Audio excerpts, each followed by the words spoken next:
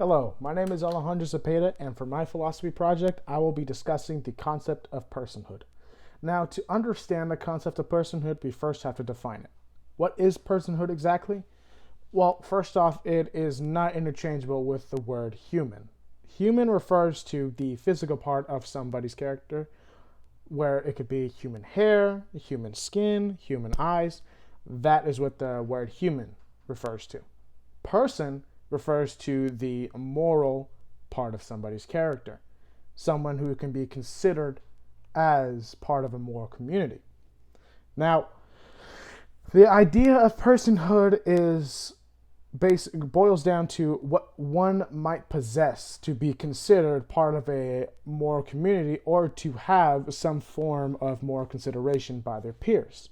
Many people have tried to define how somebody becomes a person through different criteria and theories, one of which, like American legal scholar John Noonan, had came up with the genetic criteria, where it breaks down to this.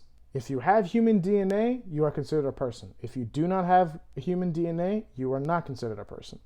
Simple at first, but as you begin to think about it, it starts not to make sense in certain areas. Like the red blood cells in your body, while have human genetics, would not be considered a person by any standards. Or a corpse in a graveyard, while also having human genetics, wouldn't have the same type of personhood as a person driving their car or anyone just living on their own. Other criteria that have been brought up, like American philosopher Mary Ann Warden has brought up, is the cognitive criteria, which consists of 5 requirements: consciousness, reasoning, self-motivated activity, capacity to communicate, and self-awareness. Now, rather than something you are born with, this criteria more derives on the fact that if something is not a person, it probably is not going to be a person yet or not anymore. Now, this criteria has its own drawbacks, where it rules out certain people, as you can lose any of these 5 requirements at any point in your life. The consciousness could be referring to someone who is in a coma. While by this logic, not defined as a person, you would still consider them to be a person through some other means of logic. This also rules out the idea of smaller children, where they don't gain self-awareness of what they're doing until around a year and a half. While this criteria is great in certain areas, you wouldn't consider someone on a coma bed to be having less of a personhood than, say, a potato.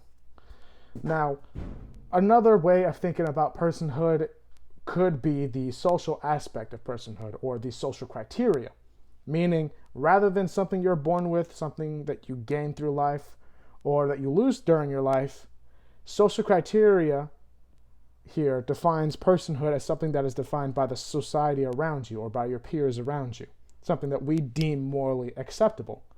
Now, this has its own drawbacks as well, because having a social criteria only, meaning that people who are being considered, or a being that has been considered a lot by people, would have personhood, which is great. But the beings that would not be so popular in the social criteria wouldn't be considered persons because society wouldn't deem so. Now, a great complement to this criteria could be the gradient theory, where much up until this point, we've been talking about personhood like it's a light switch you can just turn on and off. Whereas the gradient theory shows that you gain personhood in increments of your actions or behaviors or whatever society deems fit. Now, this is used in some justifications in our legal aspect of our society, such as the death penalty. Many people would consider the death penalty, as they've grown up through their lives, have known that the death penalty is wrong, because we've all grown up with this moral compass knowing that taking life or killing somebody is considered morally wrong. However, with this theory, we can determine that some people can have more personhood than others through their actions, such as if you looked at a criminal who had committed murder, they wouldn't be considered having the same personhood as an elderly grandma, where The criminal has lost their personhood through their actions of taking life, something that society has deemed not part of being a person or something that you would lose your personhood with.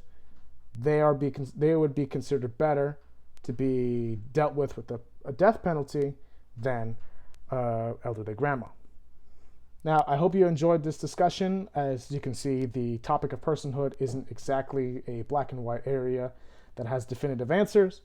It is just to mainly get you thinking of what would you constitute someone as a personhood. I hope you learned something over here, and I hope you have a great day.